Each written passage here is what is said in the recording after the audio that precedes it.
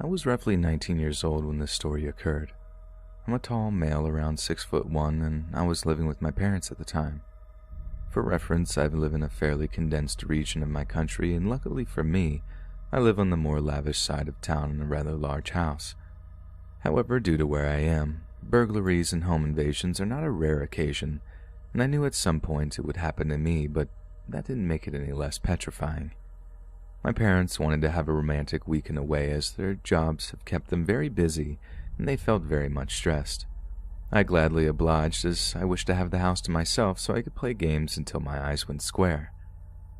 They gave me about €50 for food and essentials and quickly sped off to the awaiting taxi. The rest of the afternoon went fairly quickly, and a couple of hours passed and I'm on my PC with a couple of my mates. I looked over at my bedside table and my dated alarm clock read 1 a.m. I slowly rubbed my eyes and I decided I was too tired to continue playing my games. I told my mates that I was heading off and pressed the power button, listening out for the final sound of the whirring fan to die out. I headed downstairs to get a glass of water, but then as I was grabbing the glass, I heard a slow, inconsistent tapping over at my window. This obviously confused me as it was so sudden, but the area I live in is known for foxes to try and get in to get food, so I checked the door. It was locked, and headed upstairs. The tapping eventually stopped, and I sighed a long sigh of relief as the sound was beginning to aggravate me. I was lying in my bed, trying to get to sleep, but roughly half an hour later I was awoken to the same scratching sounds. But this time, it was at my window. Now, I've read enough horror stories and creepypastas to know looking out my curtain was a horrendously horrible idea. However, this was bugging me, so I crept over to my curtain and slowly pulled it back, dreading what was on the other side. My stomach lifted as I was greeted with nothing, but at the same time I closed them, I heard the shatter of glass in the kitchen. I was terrified. I heard the sound of thick, heavy footsteps coming up the stairs. I snapped out of my frozen state and quickly closed and locked my door just as whatever was in my house got to the landing. I rummaged through my drawer for something to defend myself with. I unearthed an old Swiss Army knife that my dad gave me when I joined the Scouts years ago. All this time, this person is kicking at my door. I picked up the knife and jumped into my closet. Not too long after, I hear the sound of my door finally giving up and letting this person in. I looked through the gap.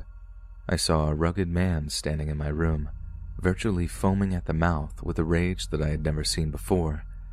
His eyes were bloodshot, a deep crimson, and he was throwing my things, searching for me.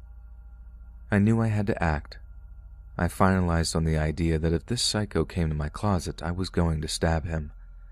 He came over to my closet, and I knew the inevitable was going to happen. He pulled open my closet door, and I was greeted with this man who had menace in his eyes. I took no chances and plunged my blade into his chest, penetrating through his bone. Letting out a blood-curdling scream before collapsing to the floor, I ran so fast out of my house I got carpet burn along the bottom of my feet. I rushed to my neighbors as quickly as I could and explained to them the situation, and they called the cops. I stood outside my house as they dragged the ragged man out. Needless to say, I stayed at my neighbor's house, as all this insanity was sorted out.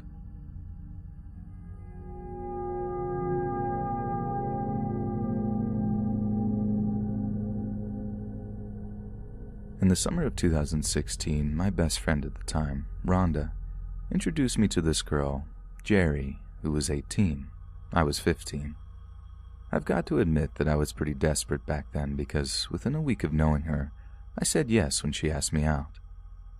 Jerry was pretty, and everyone has flaws, of course, but she had something off about her. The way she talked was in an odd, egotistical way. She admitted to many of the substances that she had taken in her life, that her dad was in jail for pretty much being a stalker, and that sometimes her ex would plead on a weekly basis to get back with her. As I said, I must have been desperate. We dated for most of the summer, and honestly, those 3 months weren't too horrible.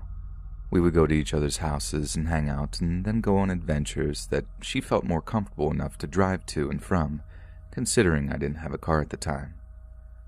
Suddenly one day, Jerry said, "I don't want to be with you anymore," with no explanation. Admittedly, I was a bit heartbroken, but she was eager to stay friends. After the breakup, there was a week of conversations between us that I believe were intentionally made to hurt me. She would still call me babe and other cute names that would feel like a dagger to the heart. One night, I told her to stop doing this because it only made the heartbreak worse. She acted like it was such a horrid thing to ask of her. We argued about it for hours, it felt like, and it ended with me explaining that I do care for her, but I've realized that I wouldn't want to get back with her after all of this. She seemed to switch demeanors and said she understood and wanted to go to sleep. I couldn't sleep that night for whatever reason, but around 3 in the morning I get notifications of Jerry posting all over her social media about wanting to end her life. There were pictures of her self-harming and others of lots of pill bottles, which both looked taken in her home. I texted her frantically asking her to stop and get help or I would call an ambulance. I was shaking so bad while she messaged me back slowly after each text. She tried to explain that I would be fine and she's just doing her thing. As I went to call an ambulance anyway, I realized all the time she purposefully didn't tell me her address. She only drove me there. I had no idea where Jerry lived. She consoled me that she ended up not taking anything and would go to sleep. Knowing that she wouldn't change her mind any further, I gave in to it but didn't go to sleep. 2 hours later, Jerry sent a Snapchat of her by a stomach pump machine in the hospital, making some regular face in that stupid dog filter. She told me she was admitted into the psych department in the local hospital and would have to stay for a week.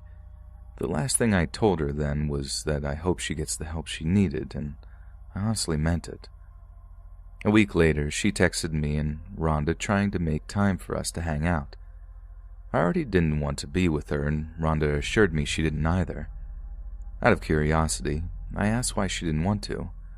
Rhonda explained to me that this girl was cheating on me with many people during our relationship, and had a past of doing some serious illicit substances with her father before he was incarcerated.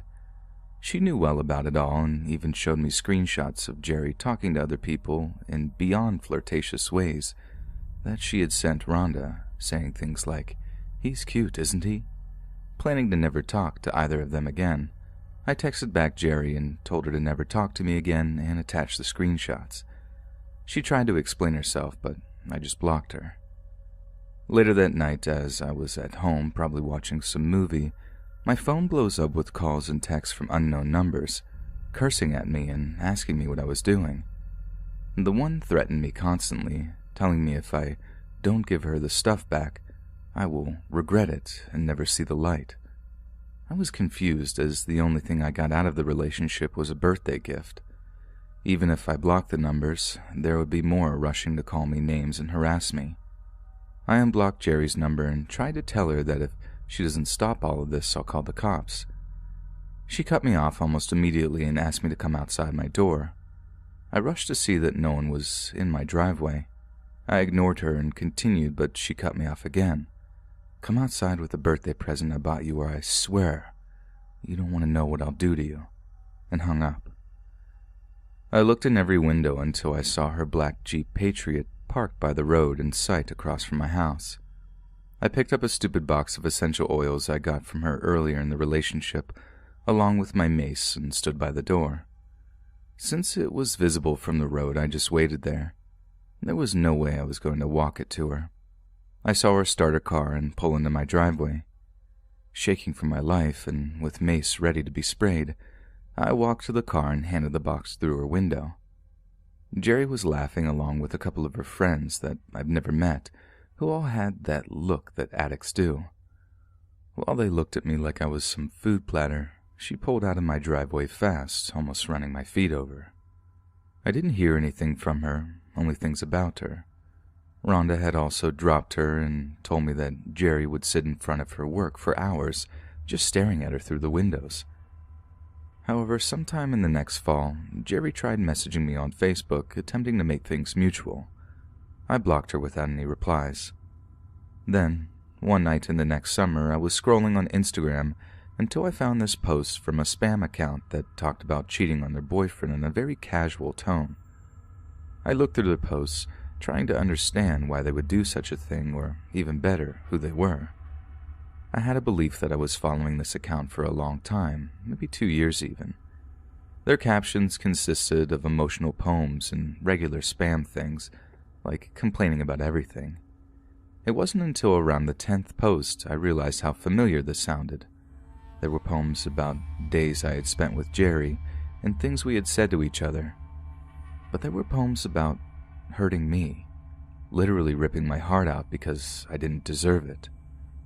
I was horrified, asking what I could have done for her to feel that way. I didn't call the cops only because my parents don't feel comfortable doing that sort of thing, but I felt in danger. I confronted Jerry through private messages, telling her to delete everything and leave me alone. And she took it as a joke, explaining how I have no hold over her now that we're apart. My friends and I reported the account until it was taken down. To this day, those poems keep me up some nights, describing the specific ways and all the different things that she was going to do to me, even where and how, like it was planned to do so. I told my mom about it finally a year ago when a package was sent to me in the mail from her. Essential oils worth around $100 with a note saying, "I hope you still want these like I still want you." My mom took it lightly, explaining that they're only words and she won't do anything. I just know that every time I spot a black Jeep Patriot, my heart skips a beat.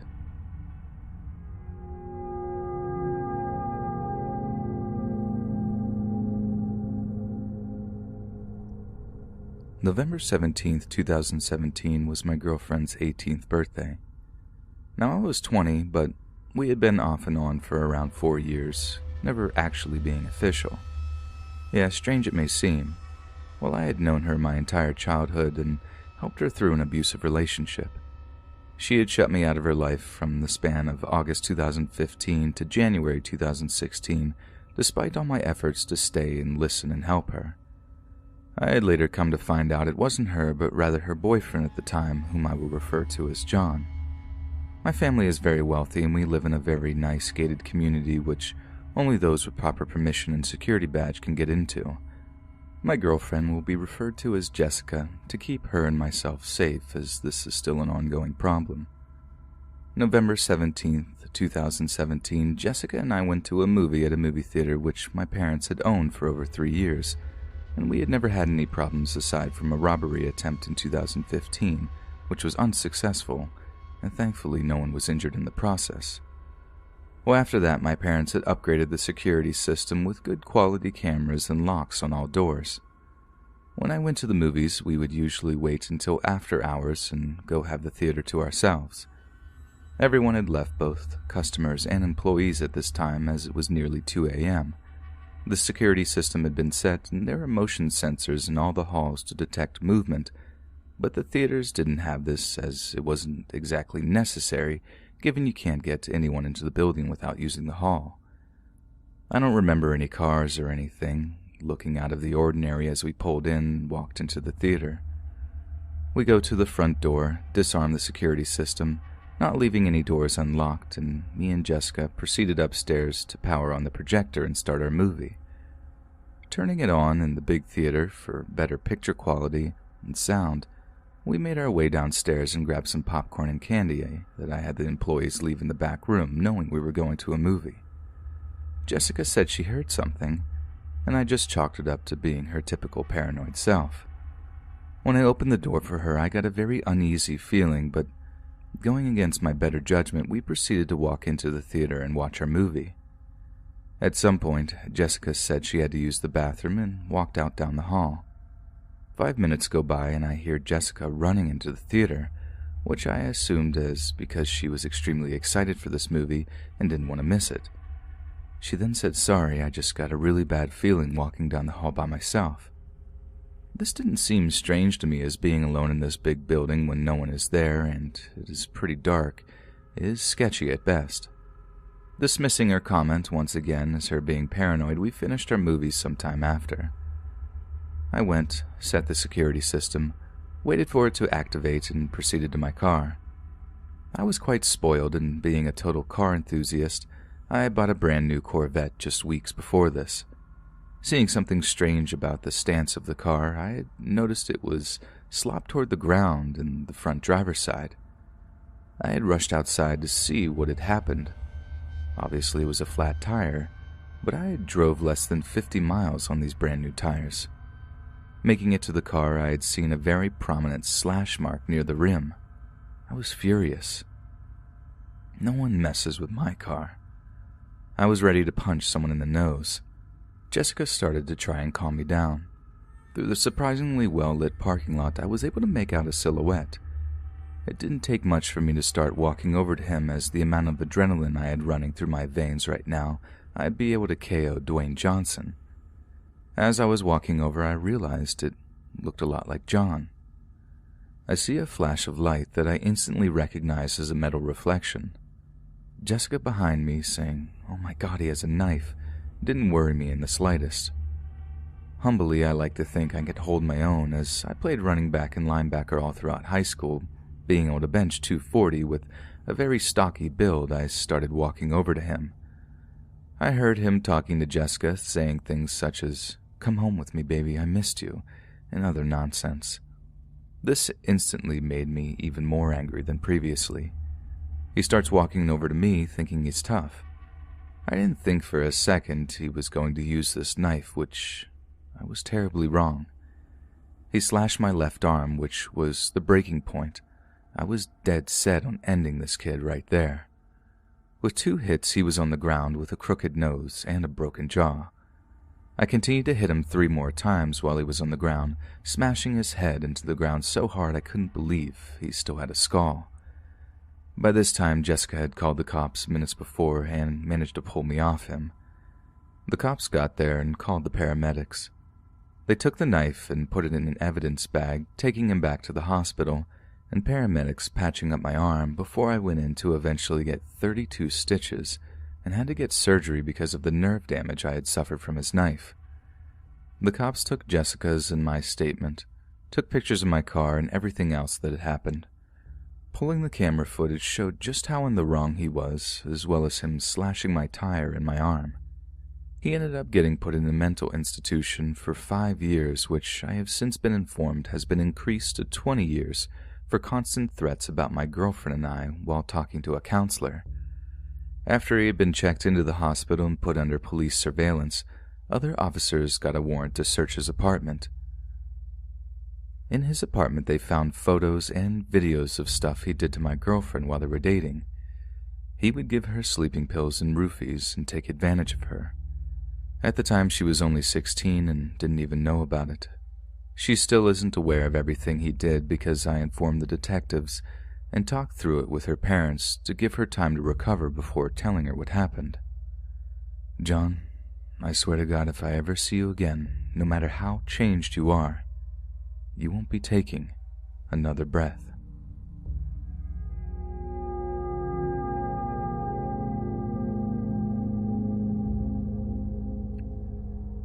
So I was diagnosed with Crohn's beginning of 2013. During my first major flare-up, I lost my grandma on my mom's side and my papa on my dad's side. Though losing both was heartbreaking, I had a stronger connection with my grandma because she was the only grandmother I had gotten to know growing up. Both of them had always had a way of making people around them feel at ease. My grandma made you feel at home and loved. Then my papa was someone you know would go to the ends of the earth for you. They always had a scent that lingered around them. Grandma always smelled of Chanel, and Papa cigarettes and motor oil. Now after their deaths, I continued receiving treatment for Crohn's and for the most part had it under control till about 2017, when another flare-up landed me in the hospital. I was in so much pain that no pain medication would work. I was brought into the ICU for pain treatment while waiting for surgery. Turns out that my bowel was so inflamed that it had swollen shut a whole 3-foot section. If I had waited any longer than I did, it's likely that I would have died. I was brought into surgery, a complete ball of nerves, but just before they placed the mask for the anesthesia on me, I caught the scent of Chanel. It took all my fears away and honestly left me so relieved that I could feel tears coming. I had asked the nurse standing above me who was wearing the perfume. I wanted them to know how much that meant to me, to have that thought of my grandmother. She looked down at me sort of confused and told me that they weren't allowed to wear perfume when they knew they were on call for surgery. Then the anesthesia kicked in and I was out like a light. The surgical team probably thought I had gone a bit loopy from it and the painkillers, and they went on with the surgery. The next thing I remember was laying down on my back. The room I was in was warm, and the light was more of a golden hue than electric lighting, like a room filled with sunlight. I could feel my body wanting to rise from the table, but I felt multiple pairs of hands holding me down. The two strongest at my shoulders, and I just knew that it had to be my grandma and papa. I have had ideas who the others were, but I won't get into them right now. I could feel one of my grandma's hands stroke my hair softly. All I knew for certain was that they didn't want me to go somewhere, that they were fighting to keep me on that table. All of a sudden I could feel my body become heavy, sink back into the table and things going black again. I woke up again a couple of days later in a hospital bed to the noise of my mom and dad having a fit toward my doctor and surgeon. My now husband holding my hand, praying over it. Side note, my husband isn't religious. That's how scared he was. To have a former U.S. Marine that scared really shocked me later on. This is where I find out that something had gone wrong during surgery. From what I gathered, I had a bad bleed that almost lost me too. Before I could process any of it, I spoke out in what must have been a rasp because it freaked everyone out in the room. I looked toward my mom, told her that she needed to stop. She was making a mountain out of a molehill. She turned white. No one has said that since her mother passed away. Quickly, though, she and my dad hurried over to me, and I spent the rest of the week in the hospital, in and out of it because of the painkillers. But that isn't the end. I was taken to my parents' home for rest. The entire time, I would catch glimpses of my grandma and papa throughout the house, and I wasn't the only one to sense them. My dog would stare at them from time to time. I felt like I was safe and healing well till one day about a week after I released. Now, I never liked the smell of cigarettes that clung to my papa, and sometimes when I was younger it made me sick. I started to get really sick, throwing up nothing but fluid and was in horrible pain worse than before the surgery. I was so uncomfortable that I couldn't get comfortable, and in so much pain I kept telling my mom that I wanted to be put out of my misery. The entire time I could smell my papa's cigarettes. This continued late into the night when my husband finally rushed me back into the hospital. Turns out my pain was due to a large blood clot in my portal valve. This feeds blood to the intestines and liver. I was only 23. This type of thing doesn't happen to women my age, or at least I thought. Turns out I do have a blood clotting condition. With my surgery and disease, it put me at higher risk. I have decided that my papa was trying to send me a message. I was brought back into the ICU for monitoring. I had a few more scares during my second stay, had 3 IVs pop veins, woke up one morning to a puddle of blood and IV fluid. Then, because I had grown weak and still wasn't eating, I had to have a sort of IV tube inserted into my arm to pump in nutrients. And last but not least, a strange reaction when I was having an episode of pain from the clot. Apparently I had forgotten where I was, why I was there, and who I was. The whole experience has left more than my physical scars. I now deal with depression and anxiety despite moving on with my life. The few good things I was able to take away from it all was the idea that my grandma and papa were there with me when I needed them. But sometimes I wonder if what happened in limbo was real or something my dying brain made up. What do you think?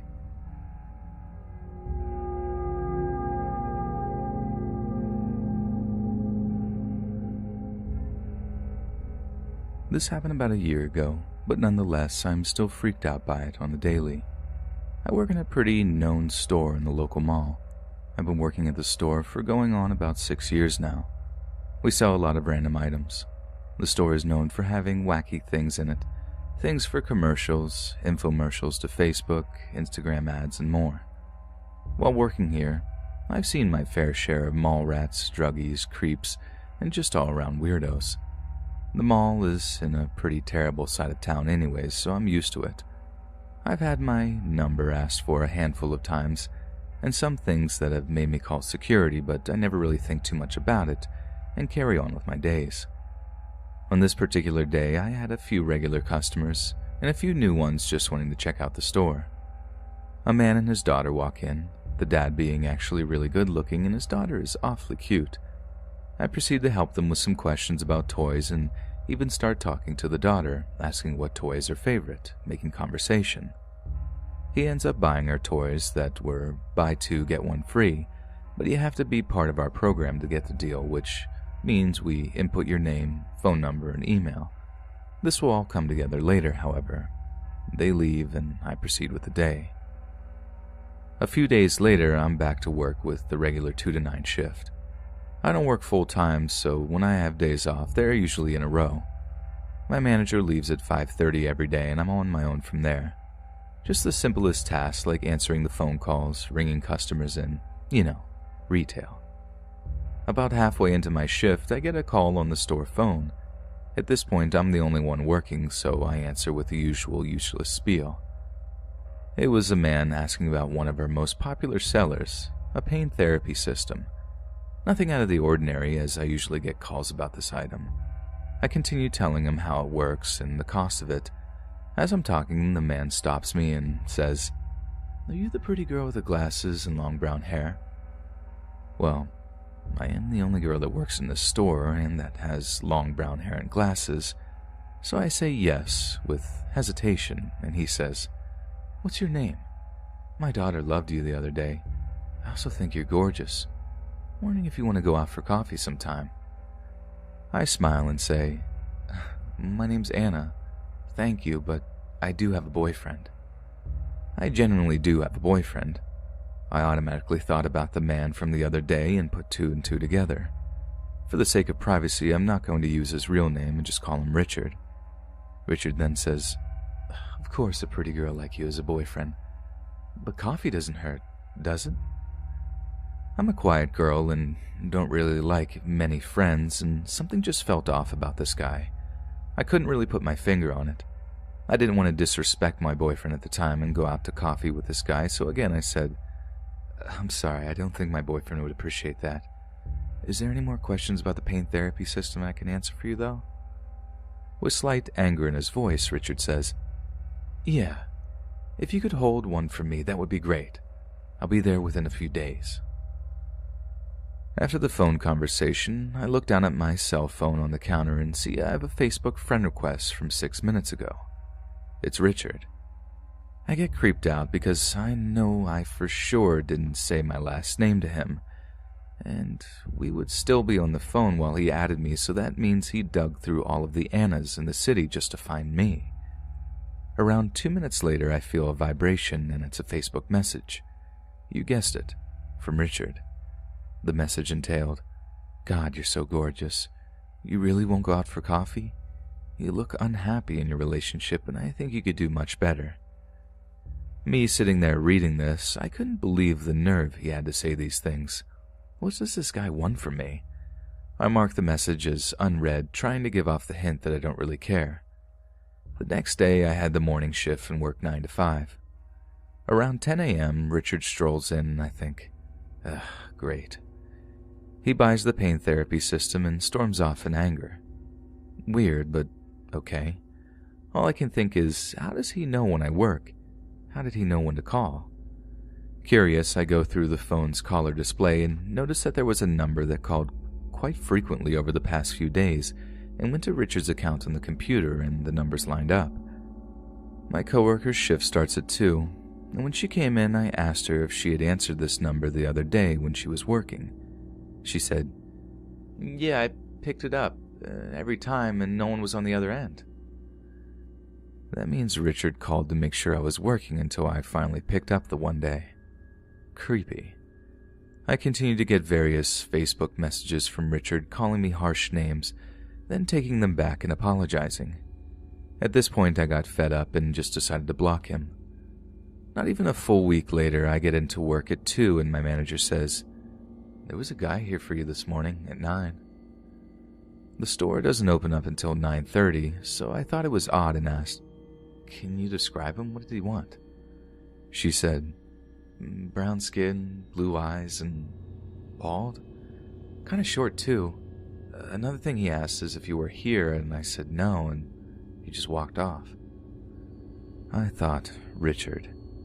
I didn't think anything else of it since I blocked him, and he can't do much other than show up at the mall, which security would just tell him to stop making me uncomfortable and buzz off. I lived about a 15-minute walk to work, and I decided to walk instead of Uber my lazy self, as there wasn't too much snow and the sun was shining. As I was walking, I felt a text vibration, and I opened my phone to find a number I haven't seen before. The text said, "You walk to work? You must live close." My heart dropped and replied saying, "Who is this?" Seconds later, I get a text saying, "Richard, I got your number off of Facebook before you blocked me." I can't believe I had my number on there. How could I be so stupid? I panicked. He must be close if he saw me. I started walking fast to work and got there in a record time of 9 minutes, hoping he wasn't following behind. I didn't see anything. The coast was clear. The same day I went for lunch and saw him sitting in the front seats of the food court as I was going to get food. He didn't see me because I bolted back to work before he even had a chance to look up from his phone. After that day, nothing happened for a few months. I broke up with the guy I was dating and moved back home with my dad. I went through my block list on Facebook and unblocked everyone that was on it, Richard being one of them, as he hasn't bothered me since that day. I also don't like holding grudges, so I thought I was safe. Wrong. The day that I unblocked him, I got a message saying, "Oh, you're single. Coffee?" I was single and was kind of feeling lonely at this point, so I said, "What the heck? Maybe he's a nice guy that genuinely wants to get to know me." I messaged him back saying, "Not until I get to know you first. Tell me about yourself." Richard replied, "I'm 35, have an amazing daughter, and want some company." I thought this was weird as he was really attractive. How can he not have a girlfriend after all? Really overthinking the whole thing. As I was lost in a daze, I get another text saying, "Actually, you should come over, or I'll go over there. You live near me. I can drive over tonight." I pull back and ask, "And where is it you think I live?" He texts back with a street going off on my actual street. I automatically freeze. How does he know where I live now? I've been living at my dad's for months, which was farther than my last place. Let's just say I'm glad iPhones can block numbers. I reblocked him on Facebook and prayed that I don't see him again. When I got back to work, I told a security guard what I had went through, and he said he would keep an eye out, but there's really not much they can do other than tell him to not bother me in the mall premises. I see him stroll by the store every now and then, gazing at me with an angry look. I guess the coast is clear, for now.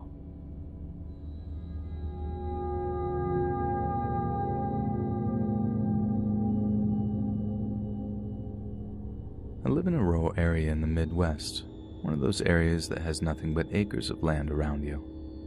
I came to learn a few years ago the land where my house was built over 80 years ago was once a farmland with slaves who were chained up in wooden cabins when they weren't needed.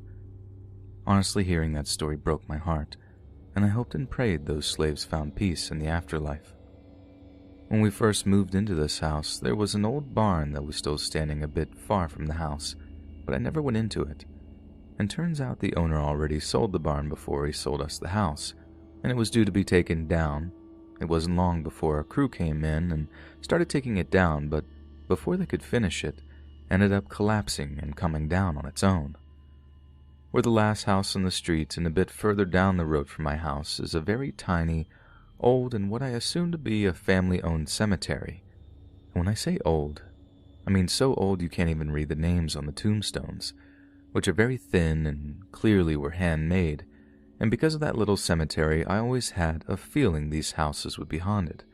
And I can't speak for my neighbors, but I definitely know mine is, but that's another story for another time.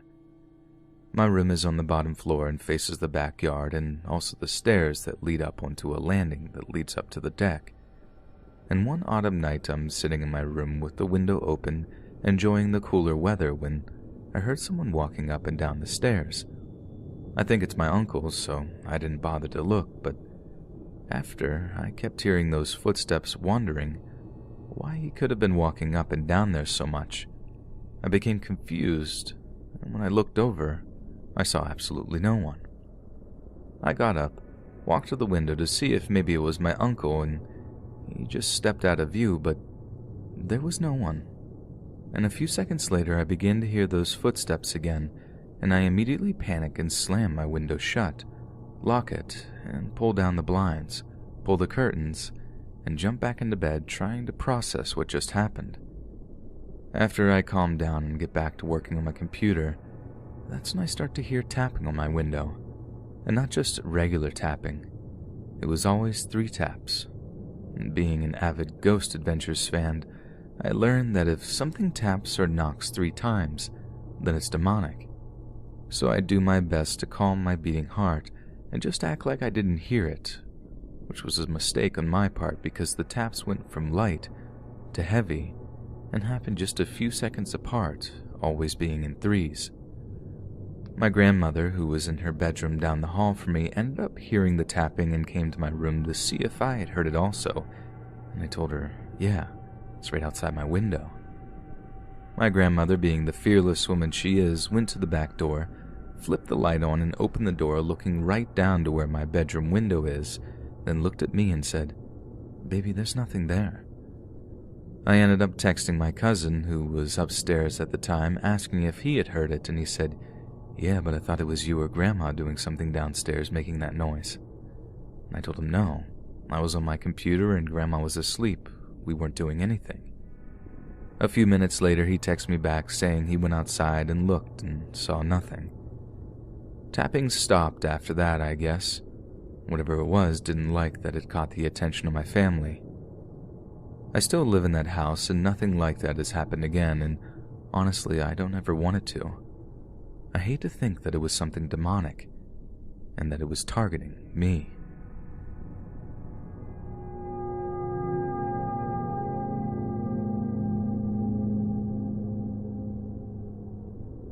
October 25th, 2015 was the worst day of my life. I lost my best friend, my dad. The day started off normal. My dad called me in the morning to tell me him and my uncle would be picking me up to take me to my grandmother's to do some baby supplies shopping with her, being I was around 22 weeks pregnant. The whole drive to my grandmother's, my father was saying everything a daughter wants to hear from a dad, like that I would be a great mom. He was so proud of me that I actually didn't mind my boyfriend, who he tried to beat up not long after finding out I was pregnant, stuff like that. We get to my grandmother's, we all hung out for a while, and eventually I go with her in her car, and my dad gets into my uncle's SUV again. He jumps back out of my uncle's SUV, which was unusual for him, and comes to my window, gives me a huge hug, and tells me he loves me so much. And that was the last time I ever saw him. A couple of hours later, I'm home, waiting on my boyfriend to come home from work. Boyfriend comes home. We're sitting around for a couple of minutes talking about our days, and he casually mentions that he got detoured because there was a huge accident on the way home, and there was a fatality. I instantly feel a cold wave hits me. I knew it was my dad and my uncle, just this terrible gut feeling. I frantically start calling and texting both of them. I texted my uncle that I heard that there was an accident and it better not be you. I told my boyfriend I had to go, and I had to know if my terrible feeling was right. My boyfriend wasn't so thrilled to go back in the car, trying to convince me that it probably wasn't them, but he reluctantly came with me. As I'm driving there, I'm getting the worst possible feeling, a feeling of dread. I get to the accident scene. No barriers have been set up, but the cops have it blocked off. I got out of my car and walked up to the cop car. finally being able to get a decent look at the flipped, destroyed SUV. I knew it must have been his SUV as soon as I'd seen it, but I still asked the cop what kind it was. She said what I dreaded hearing the most. It was the make and model of my uncle's SUV. She then asked me where my dad was sitting because the passenger was killed. They didn't identify him at that point until I came and told them. It's never a good feeling being the one that has to call all your family to tell them there's been an accident and your loved one didn't make it. Fast forward, a week goes by. My mom, brother, stepdad, and aunts are driving across the country to be at his memorial. They use some kind of travel company to find cheap hotels as they drive across. They're about halfway across and they get a call from the travel company. It goes to voicemail. It's a man. He's crying and saying stuff about how he had to start a fire with a beer box, just weird stuff. My mom called the company back, demanding answers on why someone would do that. The company seemed confused. They didn't have any males that worked in the office, and there was no way it could have been from them. About a month after his death, I was sleeping and wake up to what sounded like work boots walking around my house. I get up to check. I look around, no one's there, door's locked. I go use the bathroom and crawl back into bed. I wasn't too concerned about it, maybe it was just the cats. Sometime after I fall asleep, I had a dream. In this dream, my dad was walking around my living room in his work boots. He was crying and saying how sorry he was about everything that happened. My dad's work boots was one of the few things I had of his. They had been sitting by my front door.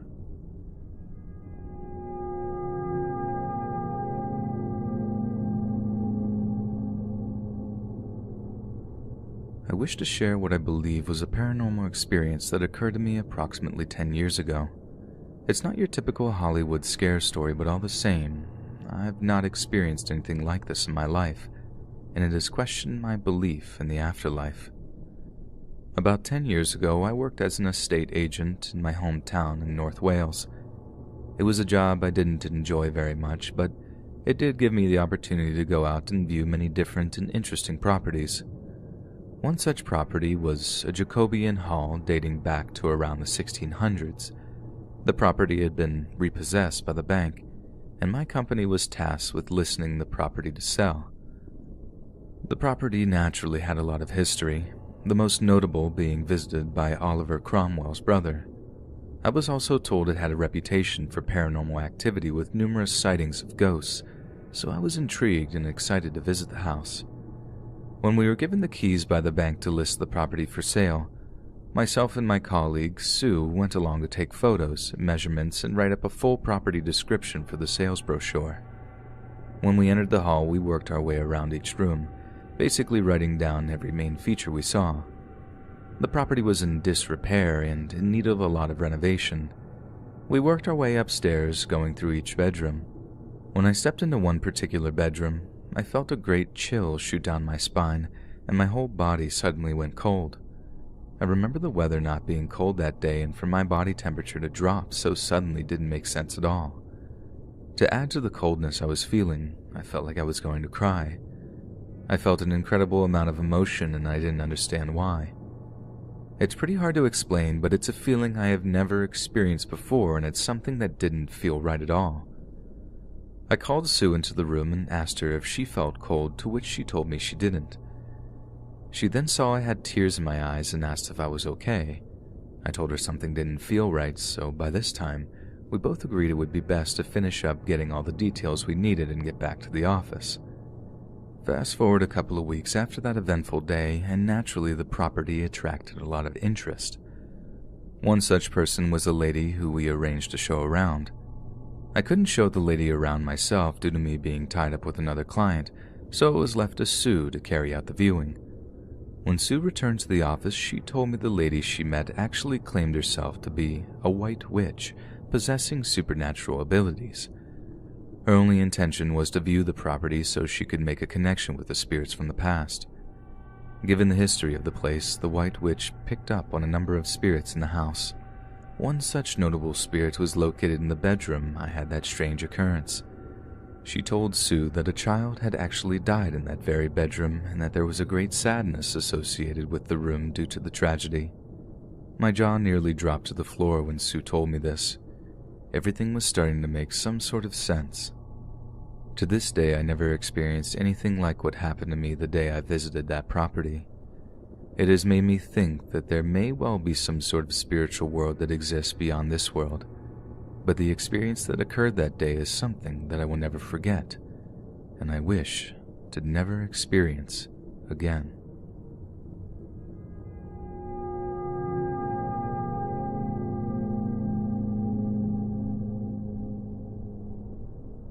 This story took place when I was around 12. My parents signed me up for a camp in Austria that involves all kinds of activities that you can sign up for. This was my first time separating with my parents for such a long time, a total of 3 weeks. Let me tell you a bit about the camp, so you can get the picture. Each person would have their own schedule of activities. However, my schedule had a lot of holes in it, so I would have nothing to do about every other day. Instead, I'd spend time around the camp's building. Among other things, it had a pool, and since it was summer, it had many people in it during the day. We were not allowed to use it before breakfast or after dinner. I love swimming, so I visited the pool frequently, and it was pretty fun. One day, I was splashing in the water like usual, and there were these 3 boys pranking all the other girls. We had water gun fights and played all kinds of other games, and it was actually fun. I thought I made friends. That was until it got weird. I liked eating my breakfast quickly, because for a short time, while the water was too cold for anyone else, I could enjoy the pool for myself. One of these mornings I got changed and headed for the pool, and those 3 boys were near the boxes full of toys and equipment. They were putting on goggles and said hi. One of them, the leader of the other 2, handed me some goggles from the box and told me to put them on. I said thanks and jumped into the pool.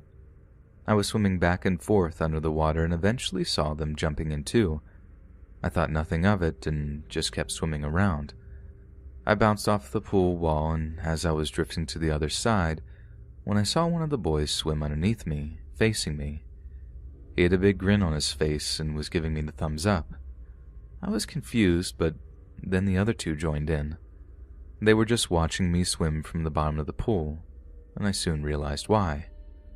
I was only 1 year older than the other girls in the group, but I looked a bit, shall we say, mature. I was not prepared for puberty like that, so my bra fit a bit too tightly. These idiots. Soon, 4 people entered the pool, and we continued playing like nothing happened. I wasn't too concerned. I thought it was just all some sort of game. With more people crowding the pool, the trio was getting away with more stuff. They were watching me jumping into the pool and joked that they were waiting for my swimsuit to just slide off.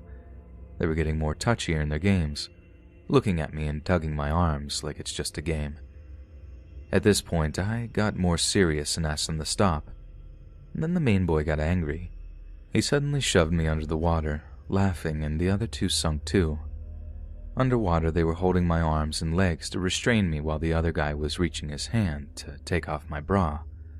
I screamed underwater, almost drowning now, and began kicking them where I knew I should. They let go, and I gasped for air. I swam to the edge of the pool, and one of them got really close and whispered how they do things to me, and no one will know. I got out of the pool and ran to the changing room quickly. They would continue harassing me for the next couple of days. I would try to go swim at odd hours, but I would see them run towards me and jump in the pool before me. They would rattle the door to the changing room if I tried to get dressed. I didn't know what to do. I didn't even feel too scared, I just didn't understand what was going on. I was very passive about everything. At last, I told one of my few girlfriends about it, and she was furious how I should have told her sooner.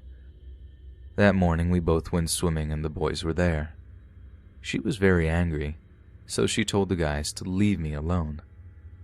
So for the rest of my time there, I would only go swimming when she did too, and they wouldn't bother me. To this day, I feel anxious thinking about how close I was to something bad happening. What if I never told anyone? At the time, I believed their threats. Many other things contributed to me not trusting guys, but I'd rather not share that.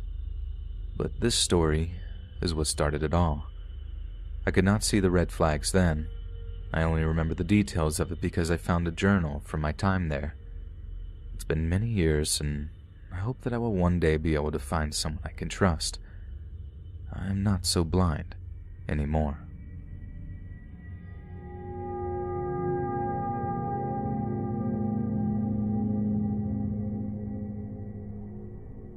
A few months back, I had met a guy in the woods. Bad idea, I know. I asked if he was some sort of killer, and he responded yes. Fast forward to almost a half a year later, we are happily dating, and he is by far the best person I had ever met. I had just gotten out of a toxic relationship, and I believed relationships were constantly fighting for everyone. My now boyfriend has proved me wrong. He's so sweet and caring. He is literally my soulmate, and dreams come to life, and I know I'm going to marry him. So perfect is hard to believe. But the hard thing about life is that nothing good comes without a consequence. The only negative aspect about my boyfriend is his dad. For this story, I'll call him Richard since the nickname suits him perfectly. To give some background, Richard is a man who knows many people and has lots of money, yet as of recent seems to be running dry. He also was abusive to his 2 wives and his children. He also has custody of his 2 children, although my boyfriend is 19 and his daughter is 17. He ended up winning the custody battle because of his fancy lawyer. The sad part is, as soon as he got custody, he left his kids with a random church family and moved to my state, which is quite the distance away. My boyfriend ended up moving to my state to work for Richard's company. The trouble with Richard is that he is a narcissist. The money only makes matters worse. He thrives off control and power, especially with his kids. Going out to eat with him is awful. For example, the first time I met him was at dinner where he proceeded to tell the waiter to sit on his lap. It was awful. When he sees his daughter, he is especially creepy and controlling. He talks about her body too in a creepy way, if you know what I'm talking about. As of recent, he went on a trip for a month, which left my boyfriend and I to spend some time with each other. Over the month, we became inseparable. When he got back, however, things are turning sour very quickly. He always said that my boyfriend and I could not see each other for more than 4 hours a week. Only married people do that. So, as rebellious teens, we found a wedding catalog and were going to leave it out in front for him to see. Deciding against it, we hid the catalog. When he got back, however, he went digging through my boyfriend's room immediately, and you guessed it, found the catalog. I didn't know until one morning after breakfast he looked me dead in the eyes and said, "Are you my daughter-in-law?" I practically choked. He thought we had eloped when he was gone. Once he found out we didn't, things went downhill. He forced me to go shopping and gave me all these expensive items that I tried to deny. During the little shopping spree when my boyfriend was not around, Richard would get really close to me and touch my arm or wrap his arm around me uncomfortably. He would get close to my face like he was going to make a move on his son's girlfriend and say, "So why are you with him?" Or, "Are you sure you want to stay with him?" It was awful and made me feel horrible when my boyfriend would come back all smiley and having a good day for once. The more I thought about it, the more I realized Richard was trying to play mind games and almost buy me out, and completely screw over his son with no way to leave. After that day, he has increased pressure. I am now not allowed to see my boyfriend without Richard's supervision. There's now high-tech cameras with audio everywhere. He is building a huge house for me and my boyfriend to live in with him. He is even putting in a tub for his future grandkids. He keeps saying we aren't allowed to get engaged until after college. He answers my boyfriend's phone. My boyfriend isn't allowed to be on his phone after 9. He now can't even stay with me on his only day off. And he's threatened to bury his son if we have kids before 30. And if you didn't think it could get worse, it does. Today, Richard was snooping through my boyfriend's room and was picking at a stain on the blanket. He then looks over and pulls out my thong from under the bed. Up till today, he thought I was this huge religious girl who was waiting till marriage. That was the only way I was allowed to see my boyfriend, even though Richard didn't wait, got married at 19, and did horrible unchristian-like things to his wives and kids. So now he's mad. My boyfriend is giving up hope for getting away from him, and I am never going to be able to see my boyfriend until he is away from Richard. If you are wondering why my boyfriend hasn't left yet, it's because Richard has access to his bank account. He's his boss, and he keeps him so broke he can't save for housing. As of recently, Richard will pull a stunt like picking out all the expensive items. Then when they get up to the register, he says he forgot his card, so my boyfriend has to pay after the cashier already scanned the items or after they had eaten their food. The biggest problem is over a truck. My boyfriend has this truck he bought and worked 3 jobs for in high school. Richard paid for the rest as a graduation present and is currently being worked on in another state. This truck is everything to my boyfriend, and there is no name on the title as of now. Richard threatens to put his name on the title and sell it for lots of money. My boyfriend refuses to leave the situation till he gets his childhood dream truck he's invested so much money into.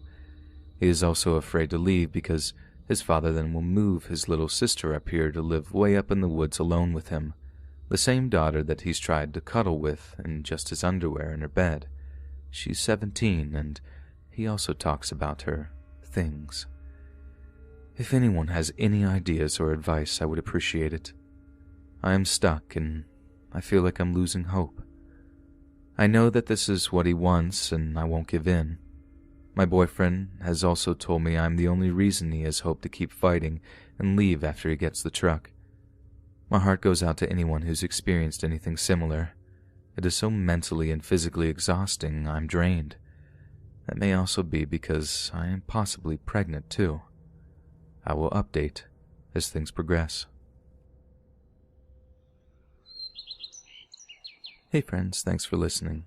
Be sure to subscribe and click that notification bell to be alerted of all future narrations. If you got a story, be sure to submit them to my subreddit, r/Let's Read Official, and give and receive feedback from the community, and maybe even hear your story featured on the next video. And join my Discord to interact with me and other listeners directly. And if you want to support me even more, grab early access to all future narrations for $1 a month on Patreon, and maybe even pick up some Let's Read merch on Spreadshirt. And check out the Let's Read podcast, where you can hear all these stories in long compilation form and save huge on data, located anywhere you listen to podcasts. Links in the bio. Thanks so much, friends, and I'll see you again soon.